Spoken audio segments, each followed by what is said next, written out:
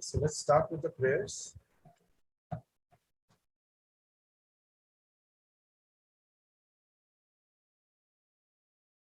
Namo Vishnu Padaya, Krishna Prishtaya Bhutale, Srimate Jayapataka Swami Niti Namine, Namo Acharya Padaya, Nitai Krita Padayani, Gaur Katha Dhamodaya, Namo Brahmo Tarine. Namo Vishnu Padaya, Krishna Prishtaya Bhutale, Srimate Bhaktivedanta Swami Niti Namine. Namaste Saraswati Devi Gaurahari Pracharine Vipushesha Shunnavadi Paschata Desha Tarine. Jai Sri Krishna Chaitanya Prabhu Nityananda Sri Advaita Gadadhar Siva Shadi Gaura Bhaktivedanta. Hare Krishna, Krishna Krishna, Hare Hare. Hare Rama, Rama Rama, Hare Hare. Hare Krishna, Krishna Krishna, Hare Hare. Hare Rama, Rama Rama, Hare.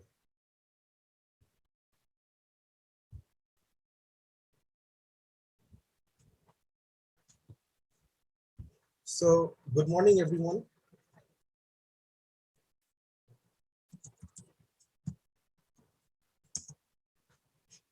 So, good morning, everyone. Thank you for giving me this opportunity. Hope I'm audible. Thank you for giving me this. Please let me know if you face any disturbances with my audio or video. Please, you can write it on the chat. So, thank you for giving me this opportunity. Sound is low, right? Yes.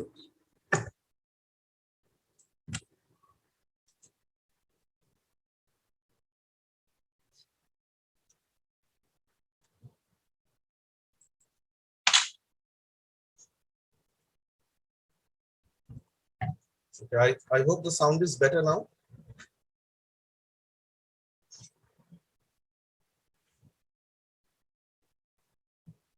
Is the sound better now? Yeah. Okay, thank you.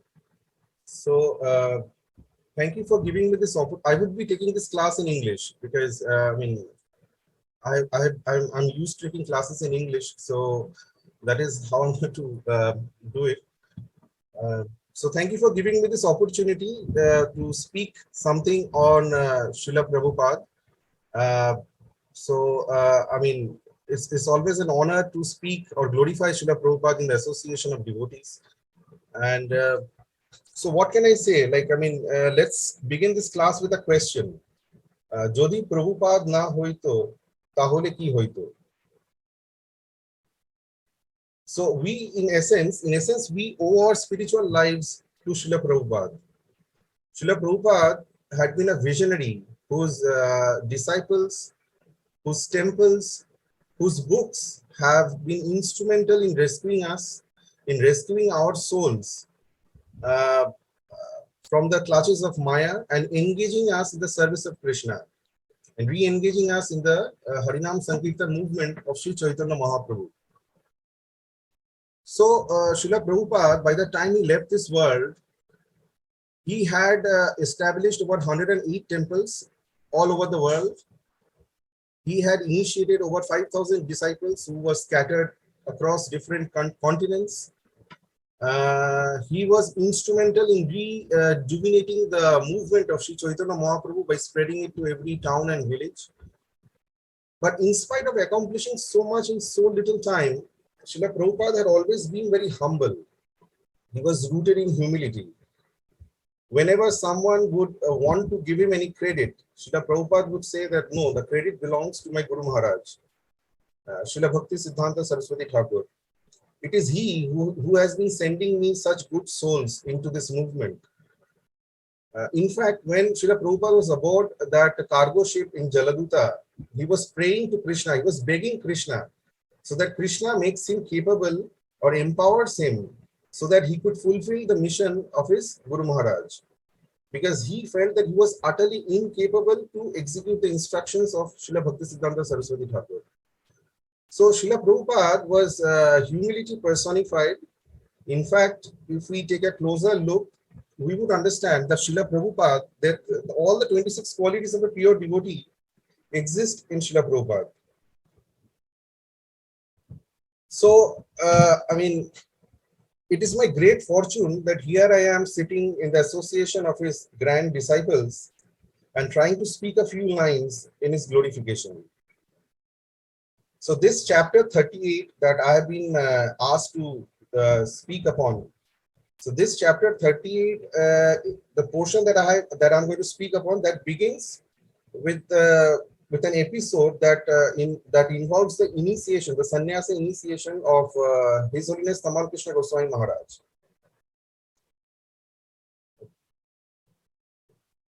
So Tamal Krishna Goswami Maharaj was the GBC Secretary of India back then.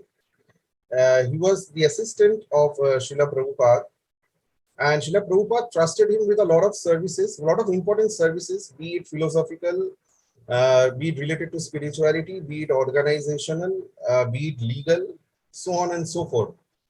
So, and Tamal Krishna Maharaj at that point of time, he was a grihastha. He had married a beautiful, intelligent lady, Madri Devi Dasi, just a year back, out of his own choice. And Tamal Krishna Maharaj had been performing his services very nicely. But now, Tamal Krishna Maharaj was insisting Srila Prabhupada to award him his sannyas, the renounced order of life. Now, Srila Prabhupada was okay with awarding Tamal Krishna Maharaj with his sannyas, because on principle he was okay, because Tamal Krishna Maharaj was a qualified disciple and who was wanting to engage his life and 24 hours of his day in the service of Sri Guru and Gauranga. So he was fine principally with awarding sannyas to Tamal Krishna Maharaj, but he had a few concerns, because of which he was initially reluctant to grant him sannyas. Number one was, Srila Prabhupada had set up the GBC in such a way that only the grihasthas could become the GBC secretaries.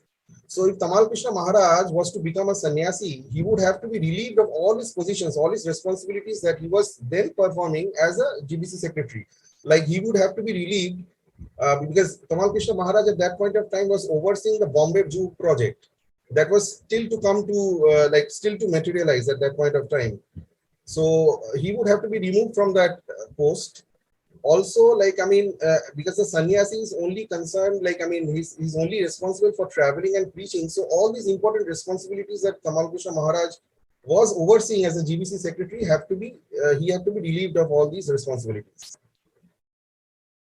So this is one thing. Second thing was, Srila Prabhupada wanted to test Tamal Krishna Maharaj. Srila Prabhupada wanted to test whether Tamal Krishna Maharaj was at all serious about his sannyas initiation, with how determined he was. So that is one thing that he wanted to understand, how eager he was to accept his sannyas. This is second. But thirdly and most importantly, Srila Prabhupada was also concerned about Madhuri Devi Dasi. Now, Madhuri Devi Dasi was his spiritual daughter, and it was his responsibility to look after her welfare as well. So Srila Prabhupada was concerned that if Tamal Krishna Maharaj was now to accept his sannyas, it would be too difficult for Madhuri Devi Dasi, to cope with the situation. It would be too difficult for her, because she would suffer intensely. Because losing her husband so early on in her life, that might come across as too much of a shock for her. So Srila Prabhupada, considering all these, he was initially reluctant to award sannyas to Tamal Krishna Maharaj. But Tamal Krishna Maharaj was very insistent. He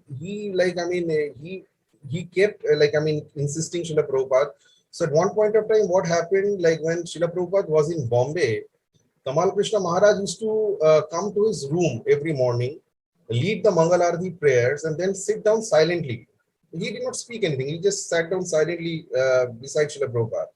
So this continued for days altogether. And though he was not saying anything, though he was not speaking anything, but silently he kept reminding Srila Prabhupada of his eagerness to attain the renounced order of life. So Srila Prabhupada was then kind of forced to consider his request very seriously. So subsequently, Srila Prabhupada had a few programs in Jaipur. So Srila Prabhupada flew to Jaipur to host his programs. There were packed pandal programs in the morning and in the evening, where Srila Prabhupada was to take his Bhagavad Gita class in Hindi. So, and somehow Tamal Krishna Maharaj, he came to know from Shyam Sundar Prabhu, who was Srila Prabhupada's assistant back then, that there was a chance that Srila Prabhupada might award him his sannyas, Tamal Krishna Maharaj's sannyas, at Jaipur. So whenever he heard that, as soon as he heard that, he left his wife, Madhvi Devi Dasi at Bombay. He took the personalized copies of Srimad Bhagavatam, the signed copies of Srimad Bhagavatam that Srila Prabhupada had once gifted to him. He took all these books and he left for Jaipur. So, I mean, Srimati Madhvi Devi Dasi was very suspicious of her husband. She could understand his mental condition. She understood that, I mean, maybe there is a chance that his husband will not return, because if he takes sannyas, then he would obviously not be returning to Bombay to her anyway. So, but when she asked Tamal Krishna Maharaj reassured her that there was nothing for her to worry, and that he would definitely return to her. So there was nothing that she needed to be worried about. So Tamal Krishna Maharaj then flew over to Jaipur and caught up with Srila Prabhupada. This became kind of a controversial situation back then in Jaipur, because the male devotees, they rooted for Tamal Krishna Maharaj to have his sannyas, whereas the female devotees, who were friends of Madhvi Devi Dasi, they were kind of like very much opposed to it. And Srila Prabhupada was like caught in between. Like, I mean, he had to, like, I mean, take care of both the sides. So, I mean, Srila Prabhupada was giving his lectures in Jaipur in the morning and in the evening, like, I mean, with packed crowds. And every evening, like, I mean, the public received it very well. Every evening, like, I mean, an eminent personality from Jaipur would introduce Srila Prabhupada before his lecture. At one point of time, even the Queen of Jaipur attended his lecture and introduced Srila Prabhupada and expressed her gratitude for Srila Prabhupada and his movement. So after one of his evening lectures, Srila Prabhupada called over Tamal Krishna Maharaj, and he said that, okay, like, Tamal Krishna, now it is very difficult for you to, like, I mean, for me to give you sannyas, because it will be too difficult for Madhuri Devi Dasi. She is also my spiritual daughter. I mean, it would not be fair to her. So Tamal Krishna Maharaj, like, I mean, took some time to let it sink in, whatever Srila Prabhupada had said. But then he replied that it would always be difficult for her, whether it is now or whether it be later. Like, there would never be a time when his wife would happily allow him to become a sannyasi. So it is better that he gets his sannyas at this point of time, so that she can get over it, than a few years down the line when it will be much more difficult for her to like get over the situation. So Srila Prabhupada, I mean, became very thoughtful after hearing these words. He called a meeting with his sannyasi disciples, who all voted for Tamal Krishna Maharaj to be awarded the sannyasa initiation. So Srila Prabhupada did not delay much. The sannyasa initiation ceremony was held the very next morning, and where he awarded Tamal Krishna Maharaj with the sannyasi danda. Now the female devotees, the Matajis who were there at Jaipur temple, who were mostly friends of Srimati Madhvi Devi Dasi, they became very angry with Tamal Krishna Maharaj, but I mean, it was too late. So this and Srila Prabhupada, after the sannyasa initiation, Srila Prabhupada also commented that I mean, becoming a sannyasi in Gauriya Vaishnava Sampradaya is very different to say becoming an impersonalist sannyasi, because an impersonalist sannyasi, after obtaining sannyas, what he does, he sits silently and meditates. Whereas a Vaishnava sannyasi, his main job, his primary job, is to engage his mind, body, and words in the service of Sri Guru and Krishna. So he needs to travel and preach. So that is the primary purpose of accepting sannyasa. So after reading, one second.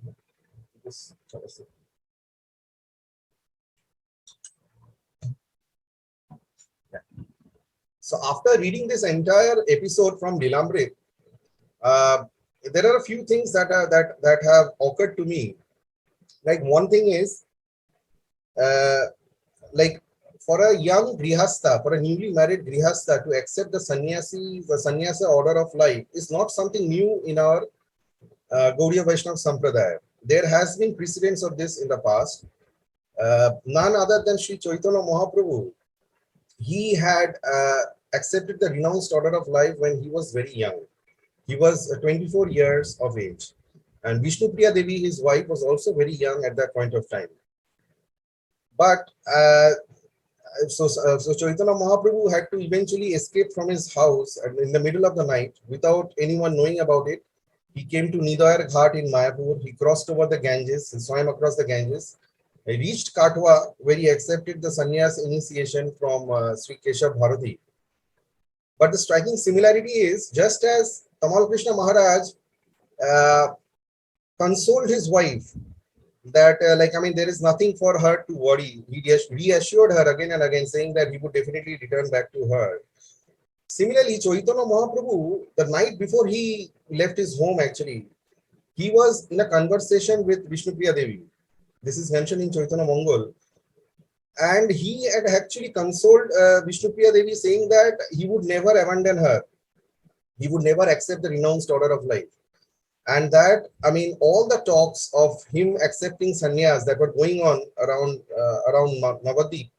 So all these talks that of him accepting his sannyas were just rumors. So it seems like even it is difficult even for the Supreme Lord to confess to his wife that he would be accepting sannyas. It is always difficult to say that I'm going to leave you to one that you love.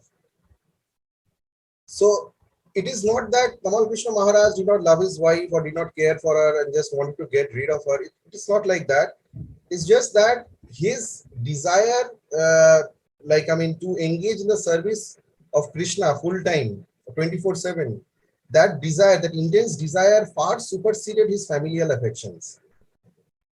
So just as Chaitanya Mahaprabhu had left in the middle of the night without his wife and his mother knowing that he was going to Katwa to accept his sannyas, Tamal Krishna Maharaj also left his wife for Jaipur where he accepted his sannyas. So these are the few things that, and also the way Srila Prabhupada tested Tamal Krishna Maharaj, he tested his determination, reminds us of how Loknath Goswami tested Narottam Das Thakur for 1 full year before he accepted him as his disciple. Narottam Das Thakur wanted to become a disciple of Loknath Goswami as soon as he reached Vrindavan, but there was a full year that Loknath Goswami had tested him. And it is mentioned, in fact, in the scriptures that both the disciple and the guru should test each other for 1 year for the sake of glorifying each other, but they should test each other for 1 year before giving or granting initiation. So the next episode is after Tamal Krishna Maharaj's sannyas initiation, Srila Prabhupada, he was searching for a devotee who could oversee his prestigious, his ambitious Bombay Juhu project. Because he had grand plans for Bombay. He wanted to create, construct gorgeous temples out there, exhibitions, diorama, international hotels. So it was a very dear project to him. And Madhudvisa Swami, who was then in charge of Bombay project, he frankly confessed that he was not, he was not able to take up, to oversee a project of that big a magnitude. So Srila Prabhupada then thought of Brahmananda Swami, who was at that point of time, who was preaching in Nairobi. He wanted to entrust Brahmananda Swami to oversee this Bombay Juhu project. So he immediately flew over to Nairobi with Madhudvisa Swami, and he carried large, Radha Krishna deities along with him. And none of the devotees in Nairobi actually were sure that Srila Prabhupada would be paying them a visit. So none of them actually came to pick him up from the airport. So Srila Prabhupada, got down from the flight. He took a cab along with Madhudvisa Swami and the deities, and he directly reached the ISKCON center at Nairobi. Brahmananda Swami was pleasantly surprised seeing his spiritual master knocking at the door, and he bowed down to him.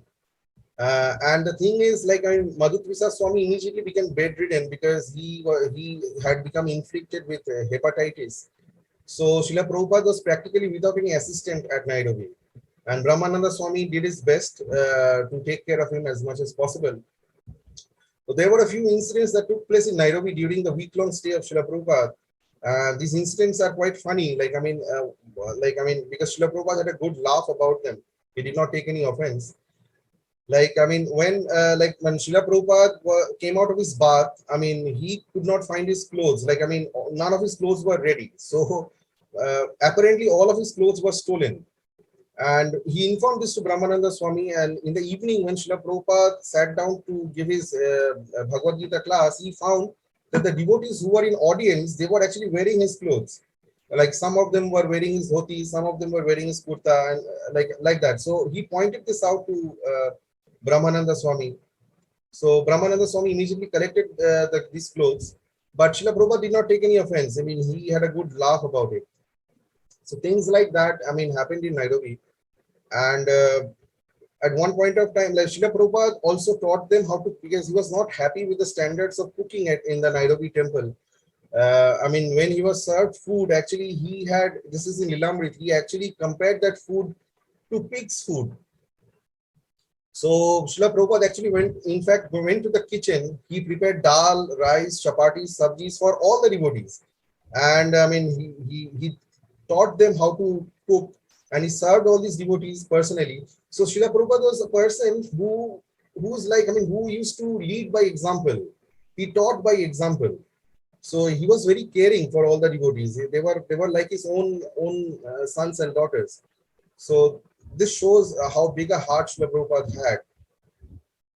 So at Nairobi, troubles continued for Srila Prabhupada during his week-long stay in Nairobi. This World Hare Krishna movement festival that took place in Nairobi, it was a mix of a success and failure, because Brahmananda Swami had approached a lot of government officials who had promised to come to attend the festival, but none of them actually turned up except for the Kenyan Minister of Education.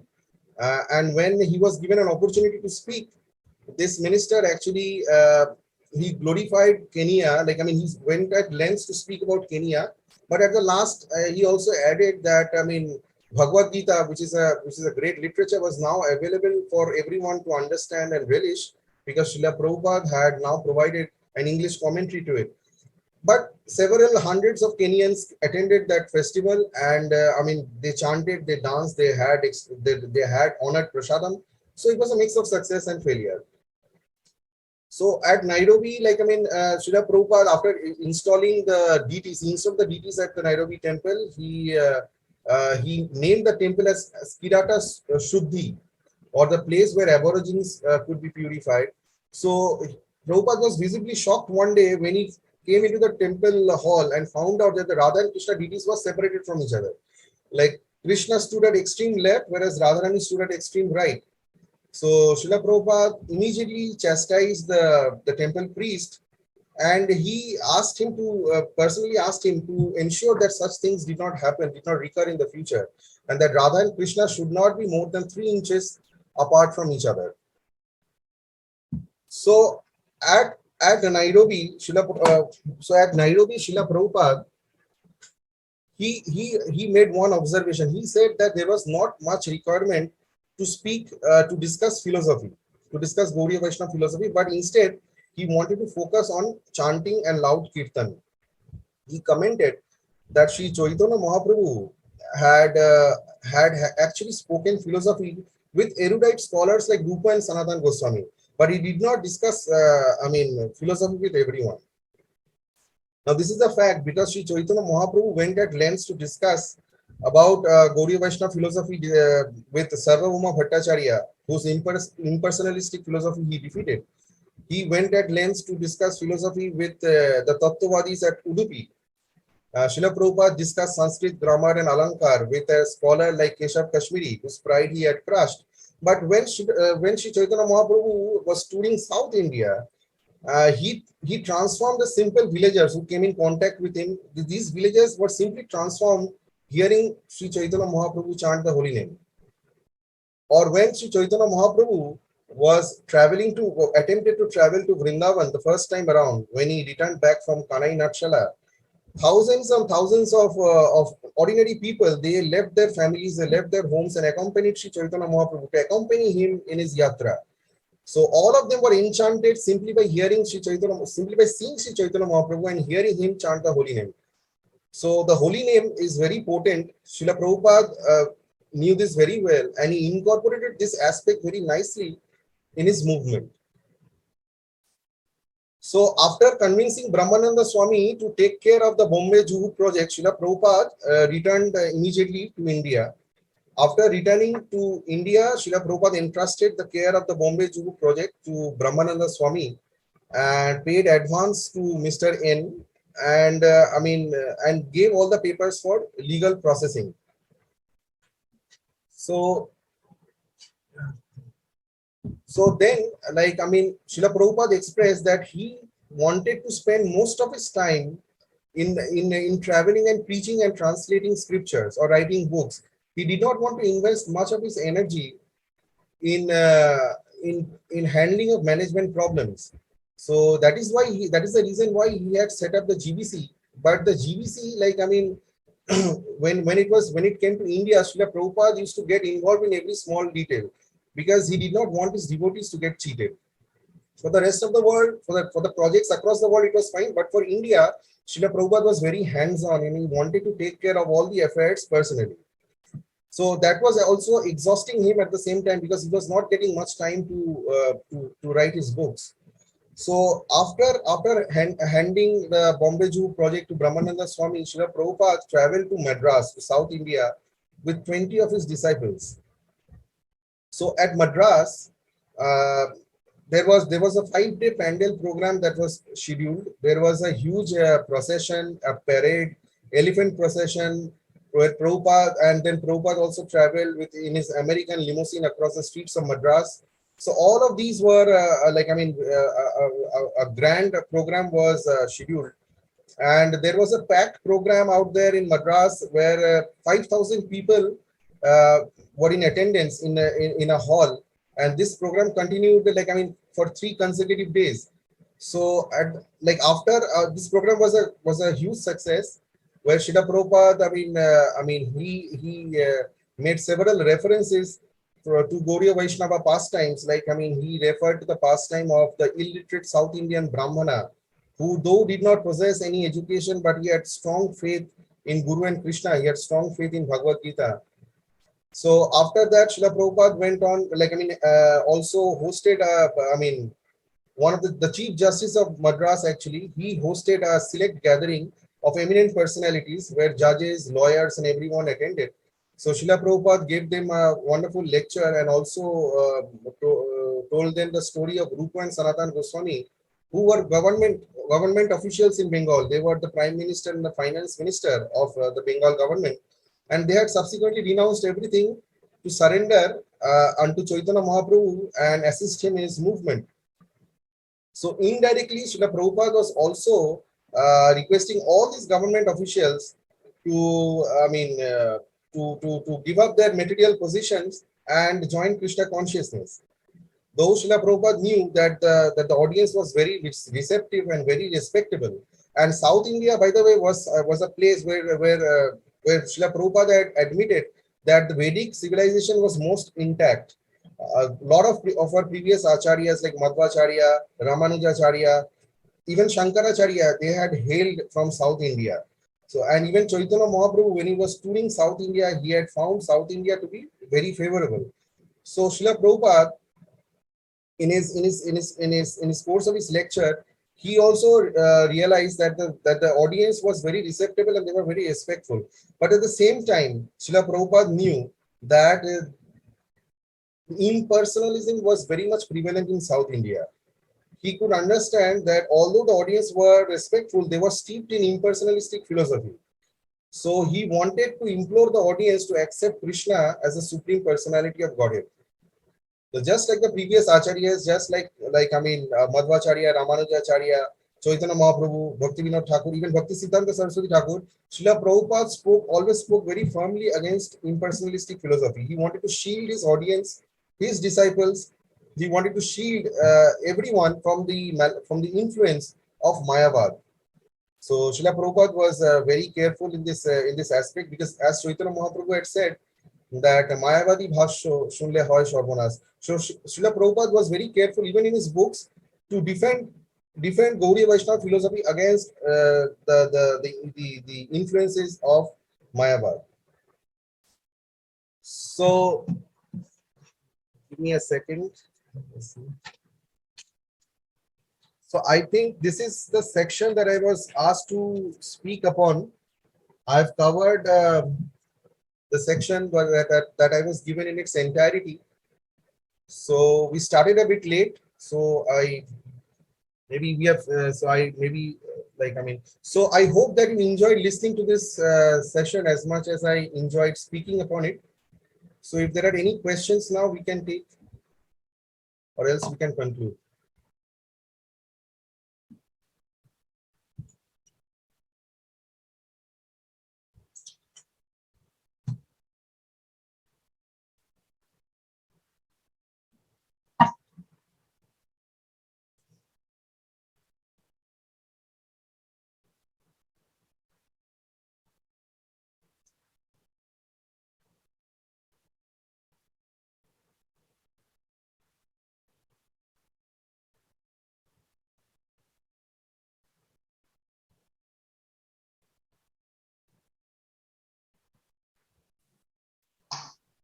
Hare Krishna.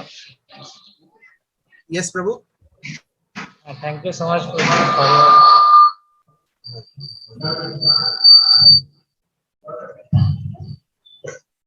thank you so much, Prabhuji, for your wonderful class. Thank you. So, are there any questions, or we can conclude, Prabhu? Okay, actually, some devotees here, actually, they are comfortable with Bengali or Hindi. So, if you can summarize the whole.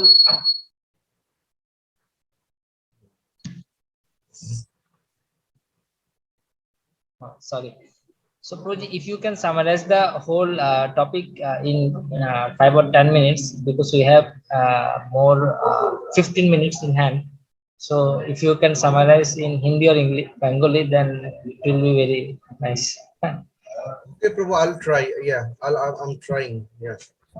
Actually, I'm not too comfortable in giving lectures in English or Bengali, but I'll try my best. Thank you so much. Yeah, thank you. তো আমাদের এই মানে আমাদের discussion শুরু হয়েছিল মানে যে প্রথম এপিসোডটা নিয়ে, সেটা হচ্ছে হিজ হোলিনেস তমাল কৃষ্ণ গোস্বামী মহারাজের সন্ন্যাস দীক্ষা নিয়ে। তো উনি উনি 1 বছর আগেই তার মানে 1 বছর পূর্বেই বিবাহ করেছিলেন। শ্রীমতী মাদ্রি দেবী দাসীর সাথে তার বিবাহ হয়েছিল, এবং মাদ্রি দেবী দাসী একজন ইন্টেলিজেন্ট কৃষ্ণা কনসিয়াস ডিভোটি ছিলেন। তো তো তমাল কৃষ্ণ মহারাজ যখন ওনার সন্ন্যাস দীক্ষা চাইছিলেন, তো প্রভুপাদ মানে ওই জন্য প্রথমে ওনাকে দিতে চাইছিলেন না। একটা কারণ হচ্ছে যে প্রভুপাদ ওনাকে পরীক্ষা করতে চাইছিলেন যে উনি আদৌ মানে সিরিয়াস কিনা ওনার সন্ন্যাস দীক্ষার ব্যাপারে। কারণ এটা মানে শাস্ত্রে লেখা আছে যে মানে গুরু এবং শিষ্য দুজনকে উভয়কে তার পরীক্ষা করা উচিত, মানে দীক্ষা প্রদান ও দীক্ষা নেওয়ার পূর্বে। তো প্রভুপাদ প্রথমে ওনাকে পরীক্ষা করতে চাইছিলেন, এটা একটা কারণ। দ্বিতীয় কারণ হচ্ছে যে জিবিসি উনি এইভাবে সেট আপ করেছিলেন যে জিবিসি সেক্রেটারি পদে মানে খালি গৃহস্থরাই থাকতে পারবে, কোনো সন্ন্যাসী থাকতে পারবেন না। ওইভাবেই জিবিসি উনি মানে তৈরি করেছিলেন আর কি। তো তমাল কৃষ্ণ মহারাজ যদি সন্ন্যাস দীক্ষা প্রাপ্ত মানে উনি যদি পেতেন, তাহলে কি হতো, উনি যে জিবিসি পদে ছিলেন, জিবিসি সেক্রেটারি ছিলেন ইন্ডিয়ার ওই সময়, তো ওনাকে ওই মানে পদটা ছাড়তে হতো, 1 নম্বর। আর 2 নম্বর হচ্ছে যে উনি যে প্রজেক্ট গুলো ওভারসি করছিলেন ওই সময়, যেমন বোম্বের প্রজেক্ট, বোম্বে তখনও মানে ইসকন বোম্বে তৈরি হয়নি তখন, মানে প্রভুপাদের ওটা খুব মানে কাছের মানে মানে হৃদয়ের খুব কাছের প্রজেক্ট ছিল আর কি। মানে উনি চাইছিলেন বড় মন্দির মানে তৈরি করতে, ইন্টারন্যাশনাল হোটেল হবে ওখানে, ডায়রামা হবে, এক্সিবিশন হবে, অনেক কিছু মানে ওনার প্ল্যান ছিল। তো ওই জিনিসটা পুরোপুরি ওই প্রজেক্টটা ওভারসি করছিলেন তমাল কৃষ্ণ মহারাজ। তো তমাল কৃষ্ণ মহারাজ যদি সন্ন্যাস দীক্ষা প্রাপ্ত হন, তাহলে ওনাকে ওই পদটা ছাড়তে হবে এবং অন্য কোনো ভক্তকে ওই মানে ওই দায়িত্বটা আর কি নিতে হবে।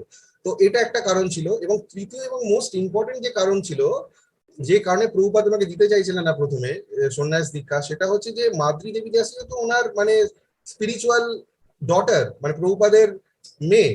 তো কারণ মাদ্রি দেবী দাসীও প্রভুপাদের থেকেই দীক্ষা নিয়েছেন। তো প্রভুপাদ মানে ওনার মানে মানে তমাল কৃষ্ণ মহারাজের ওয়াইফকে চাইছিলেন না এরকম একটা মানে সমস্যার মধ্যে ফেলতে, যে 1 বছর বিবাহর মধ্যেই উনি নিজের হাজবেন্ডকে হারাবেন আর কি।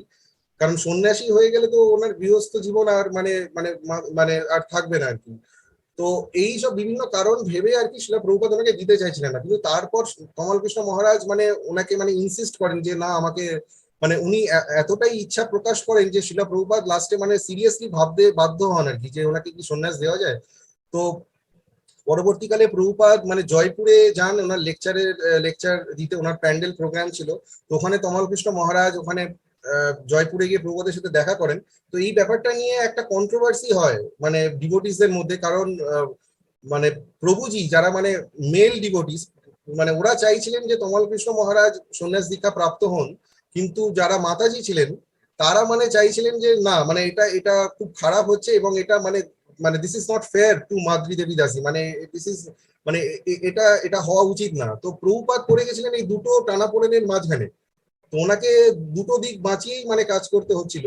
তো যাই হোক মানে ভবিষ্যতে কি হলো মানে প্রভুপাদ মানে ওনার সিনিয়র ডিসাইপলদের সাথে মানে আলোচনা করলেন এবং তারপরে উনি মানে আলটিমেটলি আর কি তমাল কৃষ্ণ মহারাজকে সন্ন্যাস প্রদান করেন।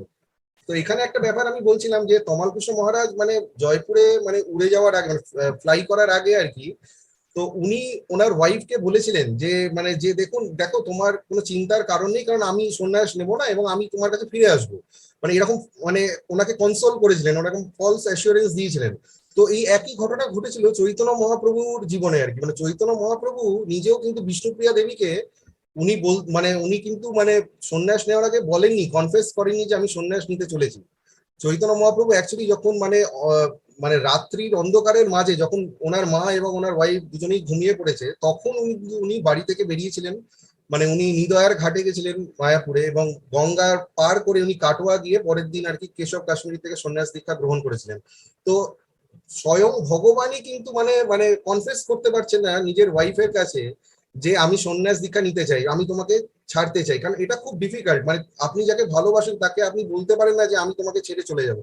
তো এই জিনিস তো এইটা মানে প্রমাণ করে যে তমাল কৃষ্ণ মহারাজ কিন্তু মানে এই না যে ওনার ওয়াইফকে ভালোবাসতেন না বা কেয়ার করতেন না বা জাস্ট মানে wanted to get rid of her, but in fact মানে ওনার যে সন্ন্যাস নেওয়ার যে ইচ্ছা, যে গুরু গৌরাঙ্গের সেবা করার যে প্রবল ইচ্ছা, সেইটা মানে অনেক বেশি ছিল কম্পেয়ার টু মানে ওনার মানে প্রিয়জনদের সাথে যে মানে কি বলে যে ইমোশনাল অ্যাটাচমেন্ট তার থেকে অনেক বেশি ছিল।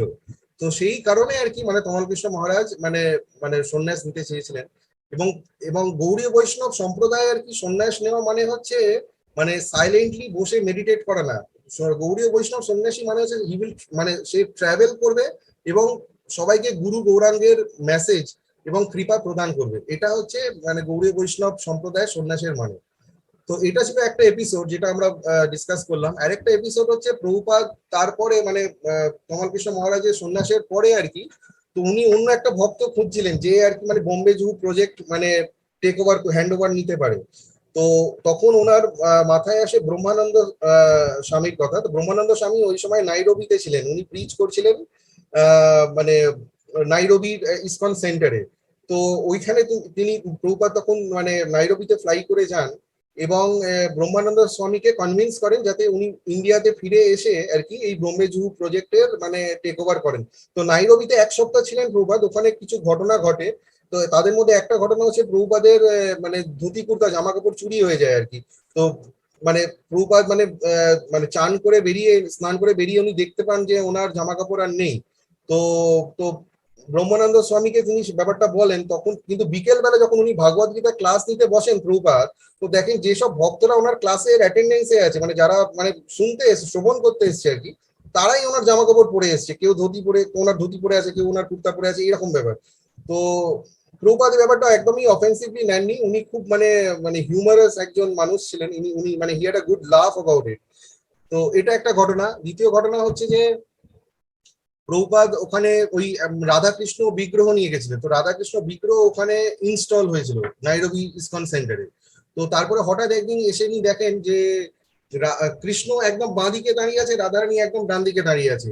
মানে মানে মানে ওখানকার লোকজন কি মানে অতটা ট্রেন ছিল না কৃষ্ণা কনসিয়াসনেসে, তো ওরা এরকম ছোটখাটো ভুল করতো। তো প্রভুপাদ ওইগুলো শুধরে দিতেন আর কি, প্রভুপাদ নিজে ওগুলো মানে দেখতেন। তো প্রভুপাদ যেমন এই ক্ষেত্রে বলেন যে রাধা আর কৃষ্ণ কোনোদিন মানে 3 ইঞ্চির ফারাক থাকবে না ওদের মধ্যে, মানে ওরা এতটাই কাছে থাকবে যে 3 ইঞ্চির ফারাকের বেশি যেন না হয়। তো এইরকম হ্যান্ডস অন ট্রেনিং প্রভুপাদ মানে ভক্তদের দিতেন যাতে তারা নিজেদের ভুল শুধরে নিতে পারে। তো নাইরোবিতে আরো অনেক ঘটনা ঘটেছিল, যেমন একটা ওয়ার্ল্ড হরে কৃষ্ণ মুভমেন্ট ফেস্টিভ্যাল ছিল, সেইখানে মানে অনেক লোকালাইটসরা এসেছিল, অনেক লোকাল ডিভোটিসরা এসেছিল, কিন্তু ওদের যে সরি কিন্তু ওদের যে মানে মিনিস্টাররা ছিল যাদেরকে ইনভাইট করা হয়েছিল, মিনিস্টার অফ বিভিন্ন ডিপার্টমেন্টের মিনিস্টার, তারা কেউ আসেনি এক্সেপ্ট দ্য মানে এডুকেশন মিনিস্টার। তো এডুকেশন মিনিস্টার এসে উনি মানে কেনিয়াকে গ্লোরিফাই করেছিলেন এবং লাস্টে অল্প ভগবত গীতাকেও গ্লোরিফাই করেছিলেন, যে উনি বলেছিলেন যে প্রভুপাদের জন্য এখন আমরা সবাই মিলে আর কি মানে কেনিয়ার লোকজন ভগবত গীতা শ্রবণ করতে পারবো, কারণ ইংলিশ কমেন্ট্রি ওখানে প্রভুপাদ দিয়েছেন আর কি। তো এটা একটা ঘটনা। তো তারপরে প্রভুপাদ ফিরে এলেন নাইরোবি থেকে এখানে। আমি খুব শর্টে বলছি, মানে পুরো ব্যাপারটা তো কভার করা সম্ভব না, আমি খুব মানে কনসাইসলি বলছি। প্রভুপাদ নাইরোবি থেকে বোম্বেতে ফিরে এলেন। উনি ওনার ডিসাইপল ব্রহ্মানন্দা স্বামীকে ওই বোম্বে জু প্রজেক্টের হ্যান্ড ওভার দিয়ে দায়িত্ব দিয়ে উনি তারপরে গেলেন ম্যাড্রাসে। ম্যাড্রাসে একটা মানে অনেক বড় প্রোগ্রাম শিডিউল ছিল, যেখানে মানে 5 দিনের প্যান্ডেল প্রোগ্রাম, হ্যাঁ, রাস্তায় প্রসেশন, এলিফ্যান্ট প্রসেশন। প্রভুপাদ ওখানে আমেরিকান লিমোসিনে করে রাস্তায় ঘুরেছিলেন to attract crowd, to attract attention আর কি। তো এই সব ঘটনা অনেক ঘটেছিল মাদ্রাসে। তো মাদ্রাসে মানে প্রভুপাদ বলছেন যে মানে সাউথ ইন্ডিয়া হচ্ছে এমন একটা জায়গা যেখানে আমাদের ভেদিক সিভিলাইজেশন এখনো ইন্ট্যাক্ট আছে। কারণ আমাদের দেখুন পূর্ব আচার্যরা, মাধবাচার্য হোক, যমুনাচার্য হোক, রামানুজাচার্য হোক এবং শঙ্করাচার্য, মানে এনারা সবাই কিন্তু সাউথ ইন্ডিয়া থেকেই বিলং করতেন। তো প্রভুপাদ বলছেন যে সাউথ ইন্ডিয়াতে, এবং চৈতন্য মহাপ্রভু যখন সাউথ ইন্ডিয়ায় গেছিলেন তখন আর কি মানে উনি সাউথ ইন্ডিয়াতে খুব ফেভারেবল মনে করেছিলেন, যে মানে ওখানে মানে মানে কৃষ্ণ ভাবনামৃত প্রচারের খুব আইডিয়াল জায়গা উনি মানে ধার্য করেছিলেন। তো সাউথ ইন্ডিয়া হচ্ছে খুব পোটেন্ট একটা মানে জায়গা, সেটা প্রভুপাদ মানে নিজের লেকচার দেওয়ার সময় বুঝতে পেরেছিলেন। এবং ওই মানে ওনার লেকচারে আর কি মানে বিভিন্ন জাজ, লয়ার, এমিনেন্ট পার্সোনালিটি সবাই মানে শ্রবণ করতে এসেছিল। এবং এবং প্রভুপাদ মানে সবাইকে মানে ইন্সপায়ার করছিলেন যাতে তারা এই কৃষ্ণ ভাবনামৃত মানে সঙ্গে তারা যোগদান করেন। এবং যদিও শিলা প্রভুপাদ আর কি মানে জানতেন যে মানে অডিয়েন্স খুবই মানে হাম্বল, খুবই রিসেপটিভ, খুবই মানে মানে মানে খুবই রেসপেক্ট দিচ্ছেন ওনাকে, কিন্তু মানে উনি জানতেন যে এনারা মানে সাউথ ইন্ডিয়ায় একটা ব্যাপার আছে যে বেশিরভাগ লোকজনই কিন্তু ইমপার্সোনালিস্টিক ফিলোসফি মানে মায়াবাদের দ্বারা আক্রান্ত, মানে তারা মানে ইমপার্সোনালিস্টিক ফিলোসফিতে বেশি বিশ্বাস করে। তো প্রভুপাদ মানে পূর্ব আচার্যদের মতনই আর কি প্রভুপাদ সবাইকে মানে বাঁচাবার চেষ্টা করতেন এই মানে মায়াবাদী ইনফ্লুয়েন্সের থেকে। এবং উনি সবাইকে ওই জন্য সাউথ ইন্ডিয়ায় যখন গেছিলেন, মাদ্রাসে যখন লেকচার দিচ্ছিলেন, উনি বলতেন সবাইকে যে আপনারা মানে এটা মানে আপনারা অ্যাকসেপ্ট করুন, আপনারা এটা মানে ইয়ে করুন যে কৃষ্ণ হচ্ছে মানে স্বয়ং ভগবান, মানে কৃষ্ণ হচ্ছে একমাত্র ভগবান, অন্য সকল ভৃত্য। এই পয়েন্টটা আর কি সবার মধ্যে মানে উনি প্রচার করার চেষ্টা করছিলেন। তো এইটাই মোরালেস মানে সামারি আর কি, মানে যেটা মানে আমরা এই যে সেকশনটা বললাম মানে আজকে ডিসকাস করলাম, এটাই মোরালেস তার concise summary.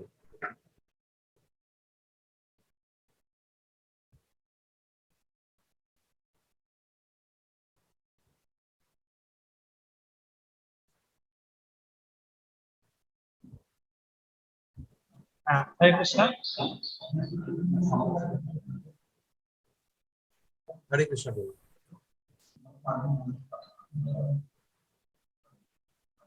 Am I audible too?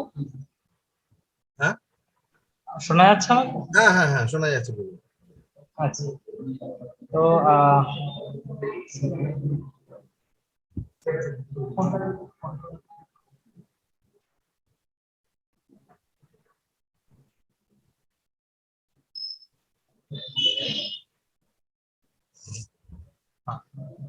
Sorry bro, তো থ্যাংক ইউ সো মাচ প্রভুজি, মানে আপনি এত সুন্দর করে আমাদের শিক্ষাগুলো তুলে ধরেছেন যে প্রভুপাদ মানে আমাদের জন্য মানে প্রভুপাদের যা যে মানে চান করে এসছে, মানে প্রভুপাদের জামা কাপড় পরে চলে গেছে অডিয়েন্সরা।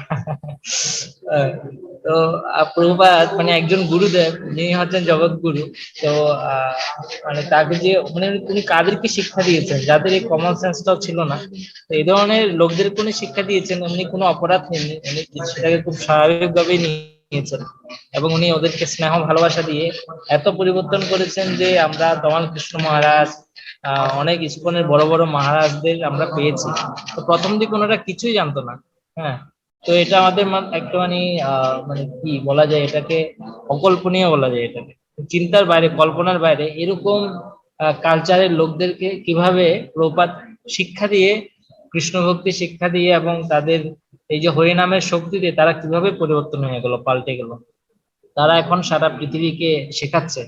হ্যাঁ, আর প্রভুপাদ যে মানে আর প্রভুপাদের যে সৈনিকরা ছিল তোমার কৃষ্ণ মহারাজ সহ যেসব মহারাজরা, ওনারা কত স্যাক্রিফাইস করেছে। হ্যাঁ, ওনারা কত স্যাক্রিফাইস করে আমাদেরকে এই কৃষ্ণ ভক্তি প্রদান করেছে। তো আপনি এত সুন্দর করে এই জিনিসগুলা তুলে ধরেছেন, তো আমরা অনেক থ্যাংক ইউ সো মাচ প্রভুজি। তো হরে কৃষ্ণা হরে Hare Krishna Krishna Krishna Hare Hare, Hare Ram Ram Ram. Joy Thank Srila you so much. Prabhupada কি জয়।